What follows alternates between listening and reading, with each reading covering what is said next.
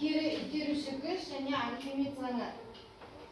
Сабақтың мақсаты Архимед заңы туралы, жалпы Архимед күші туралы түсінік қалыптастыру, Архимед заңының физикалық мағынасын ашу. Архимед заңы дегеніміз, жалпы Архимед дегеніміз кім екенін қарайды. Біздің заманымыздан бұрын 287-212 жылдар өмір сүрген, яғни ежелгі Грекияның ұлы ғалымы болып табылады. Ол Сицилия аралындағы Сиракуз деген қаласында өмір сүрген екен. Фидийдің, яғни астроном Фидийдің баласы деген жорамал бар. Жалпы ол көптеген елдерді аралап, Мысырды аралаған, өзінің еңбектерінде өз заманының озық ғалымы болған деп айтуға болады. Міне суретте де көрсетілген, яғни кері итеруші күшті анықтаған ең бірінші гректің философы, физигі деп айтуға болады. Жалпы Архимед ашқан жаңалықты түсіндіру үшін сіздерге мынадай тәжірибе жасап көрсетейік. Ең бірінші мынадай штативке жүк ілінген, яғни салмағы 100 грамм болатын. Осы мензуркаға, яғни ыдысқа 200 мл су құямыз. Содан кейін жүкті суға батырған кезде, яғни судың деңгейінің көтерілгендігін байқаймыз. Бұл жерде факт дегеніміз, яғни дененің сұйықтағы суға батырғандағы салмағы, яғни қарағанда аз болатындығын көруге. Бастапқыда 100 граммдық дене суға батырған кезде оның салмағы тек қана 250 мл-ге көтерілгендігін көруге. Бұнда ауырлық күшіне қарсы бағытталған сұйық ішіндегі денені ығыстырушы күштің әсері болып табылатындығын біз байқай алады екенбіз. Енді қазір сіздерге тапсырма. Міне, егер суға ауа толтырылып, допты батырып, жіберіп, одан доптың сәл сетіне қалқып шығатынын көреміз. Тығынмен де, ағаш бөлігімен де осы құбылысты байқауға болады. Олардың қалқып шығуына не әсер етіп отырғандығын көрейік. Міне, доп көріпсіздер, суға батырылды. Ортасында қалқып жүр. Енді осыған кері әсер ететін Архимед күші. Олардың қалқып шығуына не әсер етіп отыр осы жерде? Жаңағы дененің салмағы. Яғни дененің салмағы әсер етіп отқандығын көруге. Бұл көлем дененің сұйыққа батып тұрған бөлігінің көлеміне тең болады екен. Егер дене сұйыққа толығынан батып тұрса, яғни судың ішінде толық жүрсе, онда сұйықтың көлемі дененің көлемімен бірдей бола алады екен. Ал егер жарты бөлігі батып тұрса, жартылай жүрсе, онда дене көлемінен сұйықтың көлемі аз болады екен. Келесі суреттен де көруге болады. Мысалы, мына тас суретте көрсетілген.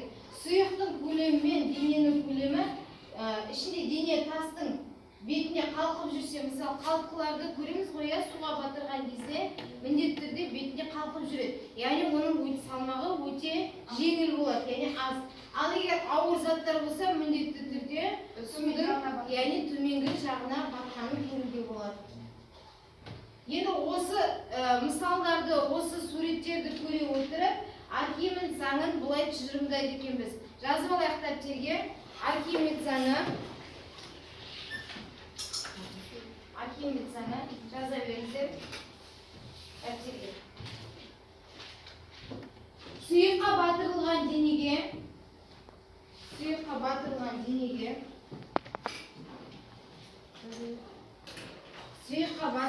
денеге осы дененің ығыстырып шығарған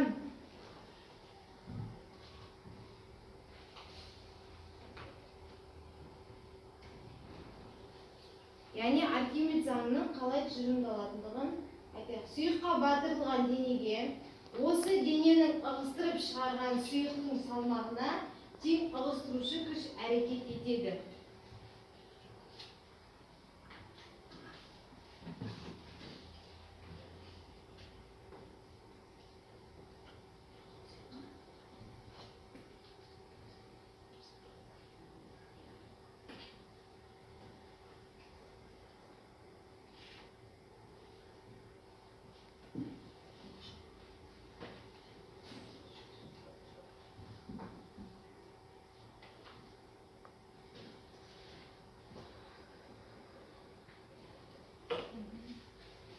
жаздық па? Енді қазір сіздерге сұрақтар, яғни пысықтау осы жаңа тақырыпты меңгеру мақсатында сұрақ. Бірінші тесттері. Архимед қай кезде өмір сүрген? Кім айтады? Абылай? Біздің заманымызда бұрын 287-212 жыл. Яғни қай жауабы? Б. Б жауабы. Отыра қой.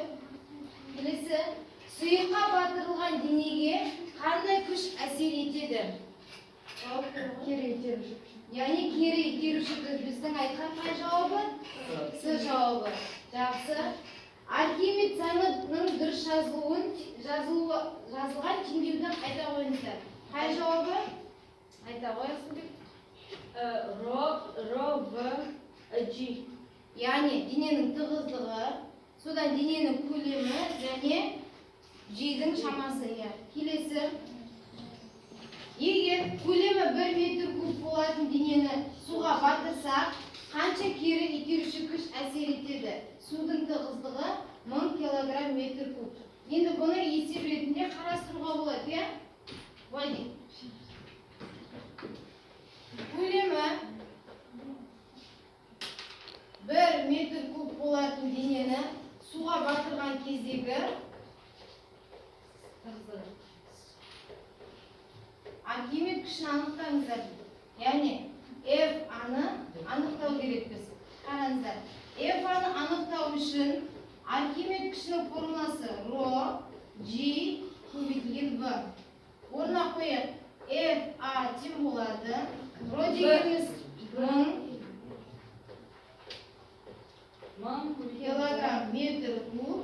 Көбейтілген G-дің шамасын нешеге тең? 10-ға тең. Яғни 10 ньютон килограмм. Көбейтілген V-ның шамасы 1 метр куб. Өлшем бірліктер не істейді? Қысқартылады. Яғни метр куб пен метр куб, килограмм пен килограмм. 1000-ды 10-ға көбейтеміз, сосын 1-ге көбейтеміз. Сонда 10.000 ньютон болады екен. Ондай жауап бар ма бізде? Бар. С жауабы. Келесі сұрақ. Архимед күші қандай физикалық шамаларға тәуелді? Кім айтады? А жауабы дененің көлемі сұйықтың тығыздығына тәуелді. Яғни формулаға дененің тығыздығына, роға және дененің көлеміне тәуелді. Жақсы, келесі. Енді қазір есептер шығарамыз. Тақтаға жазылар.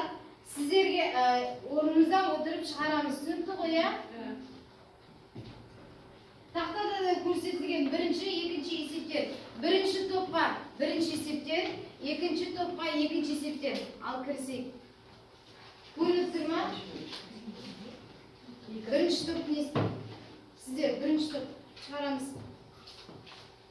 Сіздерге екінші топ. Яғни керосинге массасы 500 грамм темірдің кесегі батырылған ығыстырушы күшті, яғни Архимед күшін анықтайсыздар. Шығарайық.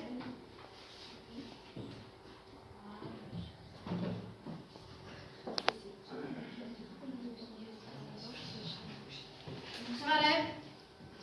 Орындайық. Бірінші топ, екінші топ. Бірінші топқа суға көлемі 100 сантиметр куб болатын дене батырылған дейді. Осы денеге әсер ететін ығыстырушы күшті анықтаңдар. Яғни мына тақтада есеп сияқты сіздердікі көлемі берілген. Бұнда 100 сантиметр кубты метр кубқа айналдырасыздар тек. Яғни осыны айналдырып алып қана тақтадағыдай үш неге шамаларын көбейтесіздер. Сіздерге керосинге массасы 500 грамм дегеніміз неше килограмм? 0,05, яғни жарты килограмм. Айналдырасыздар. Содан кейін темірдің кесегі батырылған жаңағыдай мынандай ғой. Суға емес, керосинге мынандай жарты грамм керосинге батырылған темір. Сондағы ығыстырушы күшті, кері әрекет ететін күшті анықтаңыздар деп екінші топқа. Шығарайық.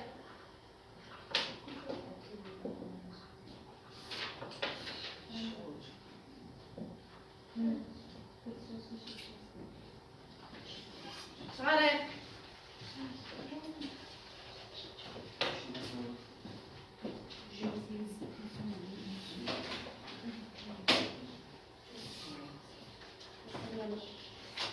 Шығарайық. Кім болды? Қараңыздар.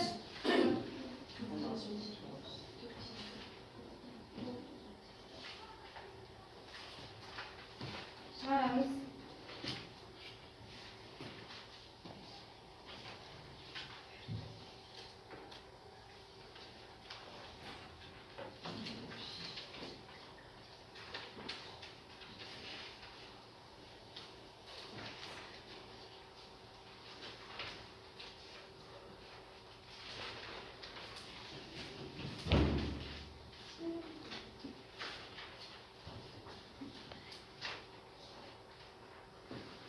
Тездетейік.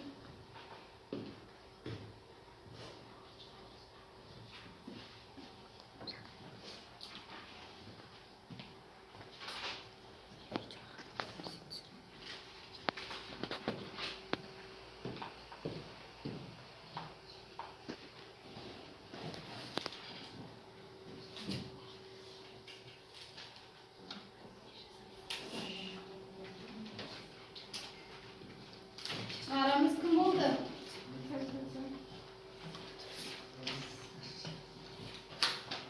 Шықты ма?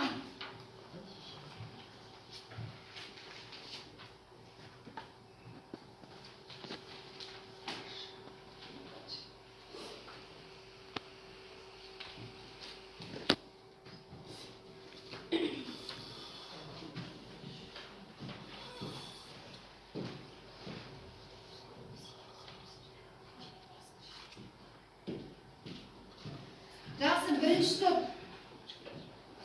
Осы денеге әсер ететін ығыстырушы күштің шамасы нешеге тең болды? Ботагөз айта қойшы. Шықты ма? Яғни үш шаманы Ф Архимед күші кері итеруші күшті анықтағанда нешеге тең болды шамасы? Айта, уақыт алмайық. 10,0-1 тең болды. Дұрыс па, басқаларыңыз қарадыңыздар ма? Дұрыс па шамасы? Жақсы. Екінші топ. Жібек. Керосинге массасы 500 грамм темір батырылса, ығыстырушы күштің шамасы нешеге тең болды? Шамасы. Бүгінгі жаңа тақырыбымыз кері итеруші күш, Архимед заңы сіздерге түсінікті ме? Яғни үйге тапсырма, Архимед күшін мазмұндау, яғни Архимед заңына толыққанды танысып келесіздер. Түсінікті ме? Жақсы, сау болыңыздар.